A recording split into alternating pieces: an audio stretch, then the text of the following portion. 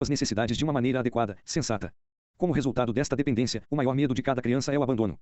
Para as crianças, o abandono significa morte. Em segundo lugar, as crianças são egocentradas. Isso significa que elas acreditam que elas são inerentemente o centro do universo e tudo gira em torno delas. Portanto, elas acreditam que elas são a causa de tudo o que lhes acontece. Estes dois fatores, o medo de abandono e seu egocentrismo, criam uma dinâmica muito forte para todas as crianças. Sempre que uma criança experimenta qualquer tipo de abandono, ela vai sempre acreditar ela é a causa disso que aconteceu. Estas experiências de abandono podem incluir qualquer uma das seguintes experiências: ele está com fome e ninguém o alimenta. Ele chora e ninguém o atende. Ele está solitário e ninguém presta atenção nele. A pai fica irritado com ele. A negligência dos pais dele. A pai coloca expectativas irreais sobre ele. A pai usa-o para satisfazer suas próprias necessidades. O pai o envergonha. A pai bate nele. A pai não o deseja. A pai deixa esperando e não voltar em tempo hábil. Porque toda criança nasce em um mundo imperfeito e em uma família imperfeita, cada criança tem experiências de abandono. Apesar de sua crença de que eles são a causa destes acontecimentos do Larousse, de fato, essa é uma interpretação errada da sua vida. As crianças não têm outra maneira de compreender o mundo. Vergonha tóxica. Estas experiências de abandono e ingenuidade, a interpretação egocêntrica delas, cria uma crença em algumas crianças que não é aceitável para elas serem quem são, como elas são. Elas concluem que deve haver algo errado com elas, isso deve fazer com que as pessoas importantes em suas vidas as abandonem. Elas não têm nenhuma maneira de compreender que as suas experiências de abandono não são causadas por algo sobre elas, mas pelas pessoas que foram incapazes de reconhecer e satisfazer as suas necessidades. Esta ingenuidade, a interpretação egocêntrica de suas experiências de abandono, cria um estado psicológico chamado vergonha tóxica. Vergonha tóxica é a crença de que alguém é intrinsecamente ruim, com defeito, diferente, e isso cria dificuldades de ser aceito e amado. Vergonha tóxica não é apenas uma crença de que a pessoa faz coisas ruins, é uma crença central profundamente que alguém é ruim. Mecanismos de sobrevivência. Como resultado dessas experiências de abandono e a interpretação defeituosa desses eventos, todas as crianças desenvolvem mecanismos de sobrevivência para ajudá-las a fazer três coisas muito importantes: 1. Tentar lidar com o estresse emocional e físico de ser abandonada. 2. Tentar impedir que eventos semelhantes aconteçam novamente. 3. Tentar esconder sua vergonha tóxica internalizada, ou maldade percebida, sobre si mesmas e perante aos outros. Crianças encontram uma infinidade de maneiras criativas para tentar atingir essas três metas. Sua visão, experiência e os recursos são limitados. Estes mecanismos de sobrevivência são muitas vezes ineficazes e às vezes, aparentemente ilógicas. Por exemplo, uma criança que está se sentindo só pode portar-se mal de uma forma que é certa para atrair a atenção de seus pais em uma maneira negativa. Mesmo que possa parecer ilógico para uma criança fazer algo que chama a atenção de forma dolorosa ou negativa, as consequências do comportamento podem não serão piores que sentir-se só ou isolada. Tentar ser bom, tentando se tornar o que ela acredita que os outros querem que ele seja, é apenas um dos muitos roteiros possíveis que um menino pode formar, como resultado de experiências da infância de abandono e da internalização da vergonha tóxica. A origem do paradigma de cara bonzinho. Na primeira vez em que comecei a explorar minhas próprias atitudes e comportamentos de cara bonzinho, eu não tinha ideia de como todas as peças se encaixavam. Eu acreditava que eu vim de uma família muito boa e tinha vivido uma vida muito boa. Quando eu comecei a observar os outros homens com características semelhantes às minhas, eu encontrei a mesma falta de visão geral sobre as origens de seus próprios padrões emocionais e comportamentais. Quando questionado sobre sua infância, caras bonzinhos frequentemente me dizem que cresceram em lores perfeitos, grandes, saudáveis. No entanto, esses homens aprenderam a esconder as suas falhas e tentaram tornar-se aquilo que acreditavam que os outros queriam que eles fossem. Esses fatores indicam que em algum momento inicial de suas vidas, as circunstâncias eram menos que ideais. Alan, Jason e José são todos caras bonzinhos. Cada um desses homens tiveram experiências de infância diferentes. Todos eles são únicos na maneira que seus roteiros comportamentais de cara bonzinho são jogados fora em suas vidas adultas. Apesar dessas diferenças, todos eles desenvolveram uma crença central na infância que eles não eram ok, como eles de fato eles eram. Como resultado da sua vergonha tóxica internalizada, cada um desenvolveu um paradigma de vida que envolveu buscar aprovação e esconder falhas percebidas. Todos esses homens acreditavam que essas estratégias de vida eram necessárias se pudessem fornecer alguma esperança de fazê-los amados, tendo suas necessidades atendidas, e terem uma vida livre de problemas. Alan, mais velho de 3 filhos de uma família monoparental, Alan se orgulhava de nunca ter causado à sua mãe um momento de dor. Quando criança, ele teve um bom desempenho nos esportes e na escola. Ele acreditava que essas coisas o distinguem de seus irmãos e isso fez sua mãe orgulhosa. Alan foi a primeira pessoa da família a obter um diploma universitário, um outro fator que acreditava fez dele especial. Pai de Alan, um alcoólatra, abandonou a família quando Alan tinha 7 anos. Em uma idade adiantada, Alan tomou uma decisão a ser 180 graus diferente de seu pai. Como resultado, ele se orgulhava de ser paciente e dar. Alan trabalhou duro para não ficar com raiva ou degradante como seu pai. Ele era um ativo líder em seu grupo de jovens na igreja e nunca bebeu álcool ou usou drogas quando adolescente. Mãe de Alan, uma cristã fundamentalista, Alan cresceu em uma seita que pregava o inferno de fogo e enxofre. Ele chegou a acreditar que ele era um pecador por ter pensamentos normais, impulsos e comportamentos. Embora ele sempre trabalhou duro para ser um bom cristão, viveu com um medo constante de que ele poderia cometer um erro e sofrer a punição eterna. Alan acreditava que sua mãe era uma santa. Ela faria qualquer coisa para seus filhos. Ela ouvia e não era crítica. Frequentemente, ela e Alan se solidarizavam com os outros sobre todas as coisas más que seu pai o fez. Em mais de uma ocasião, a mãe de Alan disse-lhe que ela estava tentando criar seus filhos para ser diferente de seu pai. Ela queria que eles fossem doadores, pacíficos e respeitosos das mulheres. Como um adulto, Alan ainda permanece em contato próximo com sua mãe e faz tudo o que puder para ajudar a tornar sua vida mais fácil. Jason, apresentado no capítulo 1, acreditava que ele cresceu em uma live beaver da família.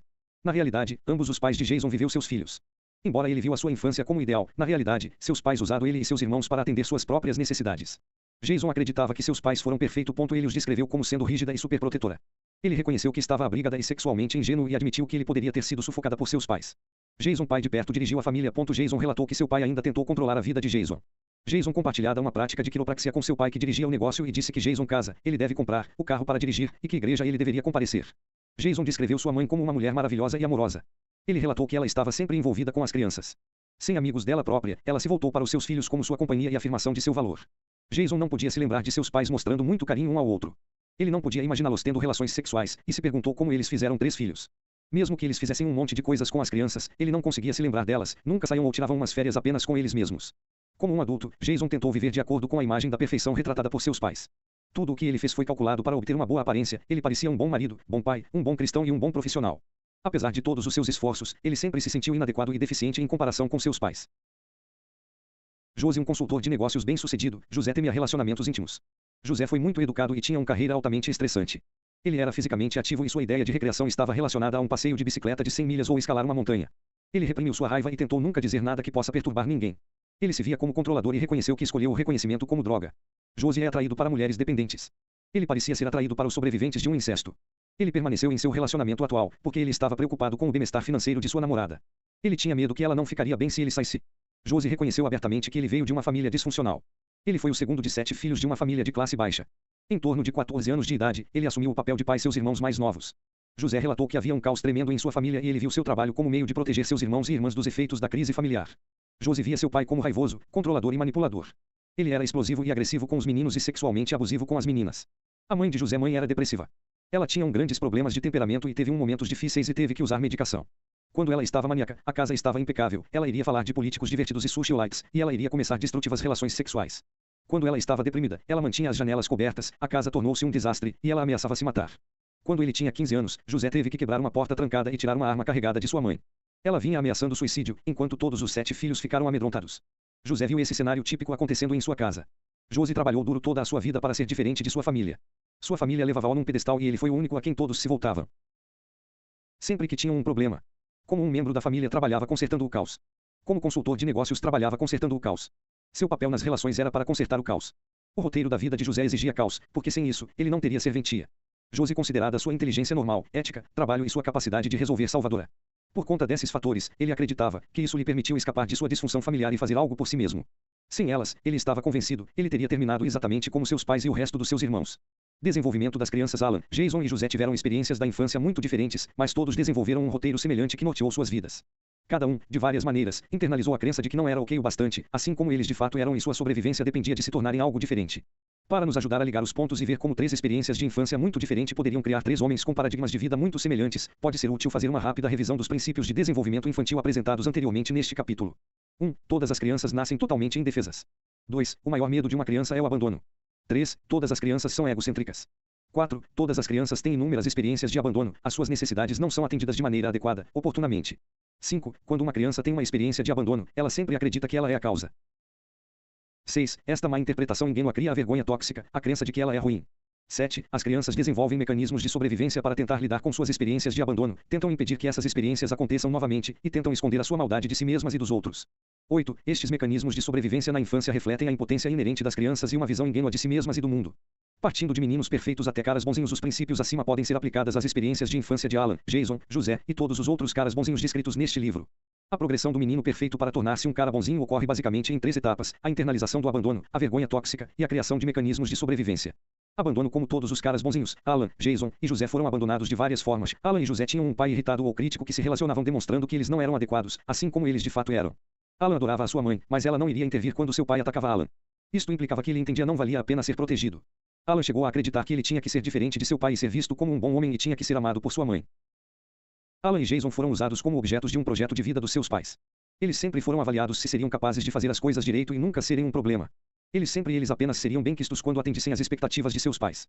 Jason acreditava que seus pais eram perfeitos, ele sempre se sentiu falho e insuficiente em relação a eles. Nenhum dos pais de José forneceu qualquer orientação, carinho ou de apoio. Isso lhe comunicava que ele foi de pouco ou nenhum valor para eles. Alan e Jason cresceram em igrejas fundamentalistas que reforçaram a necessidade de serem perfeitos e sem pecado. Não fazer isso significaria um castigo eterno.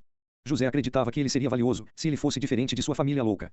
Todos 3, Alan, Jason e José, acreditavam que as necessidades de alguém eram mais importantes do que suas próprias, uma ocorrência comum em famílias bonzinhas. Todas dessas experiências representaram uma forma de abandono, porque eles diziam a estes meninos que não eram adequados e suficientes, assim como eles eram. Vergonha independentemente de terem sido abusados, abandonados, negligenciados, envergonhados, usados, sufocados, controlados ou serem objetos de um projeto que não os contemplava, todos os caras bonzinhos internalizaram a mesma crença de que era uma coisa ruim ou perigosa para eles serem apenas quem eles eram. Algumas destas mensagens foram transmitidas pelos pais abertamente quando não tinham nenhuma preocupação com o bem-estar da criança. Algumas foram comunicadas indiretamente por pais emo-russos que também eram muito jovens, oprimidos, ou distraídos para proporcionarem um ambiente estimulante para seus filhos. Às vezes, essas mensagens foram comunicadas por circunstâncias que estiveram além do controle de qualquer um. Em cada situação, a criança acredita que esses eventos e as circunstâncias ocorreram por conta dele. Ele acreditava que havia algo nele que causou o acontecimento dessas coisas. Utilizando a lógica infantil, ele concluiu: deve haver algo errado comigo porque preencher o espaço em branco quando eu chorei, ninguém veio. Mamãe olhou-me com aquela cara de insatisfação. Meu pai deixou-a e não voltou. Minha mãe tem que fazer tudo para mim, sou um grande fardo. Meu pai grita comigo. Não sou perfeito, como minha mamãe e papai. Não consigo fazer mamãe feliz. Estas experiências da infância também o fizeram acreditar que eu só sou bom o suficiente e amável quando preencher o espaço em branco, sou diferente do meu pai. Mãe precisa de mim. Eu não cometerei erros. Eu tirarei boas notas. Eu estou feliz. Eu gosto do meu irmão. Eu não causo qualquer problemas. Eu faço minha mãe e meu pai felizes. Mecanismos de sobrevivência como resultado de suas experiências de infância de abandono e a interpretação imprecisa desses eventos, todo cara bonzinho desenvolveu mecanismos de sobrevivência para ajudá-los a fazer três coisas muito importantes. 1. Tentar lidar com a dor e o terror causados por suas experiências de abandono. 2. Tentar impedir que essas experiências de abandono ocorram novamente. 3. Tentar esconder sua vergonha tóxica de si mesmos e dos outros. Para caras bonzinhos, estes mecanismos de sobrevivência tomarão a forma de paradigma de vida. Se eu puder esconder meus defeitos e tornar-me o que eu acho que os outros querem que eu seja, então eu vou ser amado, ter as minhas necessidades atendidas, e ter uma vida livre de problemas. Este é o paradigma dele, formado na infância, que orienta e controla tudo o que os caras bonzinhos fazem em suas vidas adultas. Mesmo que seja com base em interpretações defeituosas dos eventos da infância, esse é o roteiro destes homens. Caras bonzinhos acreditam que este mapa é preciso, e se eles conseguirem segui-lo corretamente, eles devem chegar ao seu local desejado, uma vida suave e feliz. Mesmo que este roteiro de vida seja muitas vezes altamente ineficaz, caras bonzinhos frequentemente continuam apenas tentando cada vez mais, fazendo mais do mesmo, esperando resultados diferentes. Dois tipos de cara bonzinhos. Os mecanismos de sobrevivência que os caras bonzinhos desenvolveram para lidar com suas experiências de abandono e a vergonha tóxica internalizada são geralmente manifestadas de duas maneiras. A primeira forma, o cara bonzinho exagera na sua crença sobre não ser adequado e acredita que ele é o pior tipo de pessoa. Eu chamo esse comportamento de homem eu sou um tipo tão ruim de cara bonzinho. O eu sou um tipo tão ruim cara bonzinho está convencido de que todos podem ver o quão ruim ele é. Ele pode dar exemplos concretos de mau comportamento na infância, adolescência e idade adulta que alimentam a sua crença central sobre si mesmo. Ele pode dizer de quebrar janelas e recebendo chicotadas como um menino. Ele irá revelar que teve conflitos com a lei e fez sua mãe chorar quando ele era adolescente. Ele vai te contar sobre bebedeiras, fumo, uso de drogas e orgias na fase adulta. Ele está convencido de sua única esperança de ter qualquer tipo de felicidade na vida consiste em tentar fazer o melhor para mascarar sua maldade inerente. Ele nunca realmente acredita que alguém iria comprar sua cara de persona agradável, mas não acho que ele tem outra escolha. O segundo tipo de cara bonzinho é o eu sou tão bom cara bonzinho. Este homem lida com sua vergonha tóxica reprimindo sua crença central sobre a sua inutilidade. Ele acredita que é um dos caras mais legais que você poderá encontrar. Como ele está consciente de todas as falhas percebidas, elas são vistas como menores e corrigíveis facilmente. Enquanto criança, nunca foi problema em nenhum momento. Quando adolescente, ele fez tudo certo. Como um adulto, ele segue todas as regras. Este cara bonzinho tem redobrado sua crença central sobre sua inadequação, mesmo de forma inconsciente. Ele mascara sua vergonha tóxica com a crença de que todas as coisas boas que ele faz são capazes de torná-lo uma boa pessoa. Mesmo que embora os dois tipos de caras bonzinhos possam diferir em sua percepção consciente de sua vergonha tóxica, operam a partir do mesmo paradigma de vida. Todos os caras bonzinhos acreditam que não são suficientes e adequados assim como são e, portanto, devem esconder suas falhas e se tornarem o que eles acreditam que outras pessoas querem que eles sejam. Eu faço essa distinção entre os dois tipos de cara bonzinhos, para ajudar a ver as suas distorções. Nenhum é tão mau ou bom quanto eles se julgam. Ambos são almas feridas de funcionamento operando a partir de um sistema de crenças baseadas na percepção imprecisa dos acontecimentos de sua infância. Atividade de libertação. Jogo da velha 3. É impossível para um jovem rapaz tentar esconder suas falhas percebidas e cobrir todos os fatores que podem causá-las e buscar a aprovação dos outros. Eu não acredito que é essencial para os caras bonzinhos descobrirem todas as experiências que já os fizeram sentir-se inseguros ou mal. Mas eu descobri que alguma compreensão de onde se originou esse entendimento é útil para mudar essas posturas. Releia as histórias de Alan, Jason e Josie. Pense em como essas histórias são semelhantes às suas experiências de infância. Numa folha de papel ou jornal, escreve ou ilustre as mensagens que você recebeu em sua família que pareciam implicar que não era adequado sendo quem você era, assim como você era. Compartilhe essas experiências com uma pessoa segura. Ao fazer isso, anote os seus sentimentos. Você se sente triste, irritado, solitário. Compartilhe essa informação também. O objetivo desta missão é a de nomear, ao invés de culpar. Culpar irá mantê-lo preso.